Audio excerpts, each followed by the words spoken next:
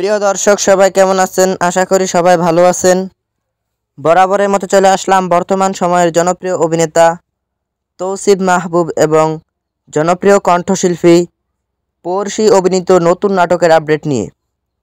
নাটকটি কবে এবং কোন ইউটিউব চ্যানেলে দেখতে পারবেন সম্পূর্ণ বিস্তারিত জানাবো আজকের ভিডিওতে। তো চলুন ভিডিওতে একটি লাইক দিয়ে ভিডিওটি শুরু করা যাক। নাট্য ইন্ডাস্ট্রির জনপ্রিয় নাট্য পরিচালক কে.এম. সোহাগ রানা পরিচালিত নাটক মনেরই রঙে রাঙিয়ে।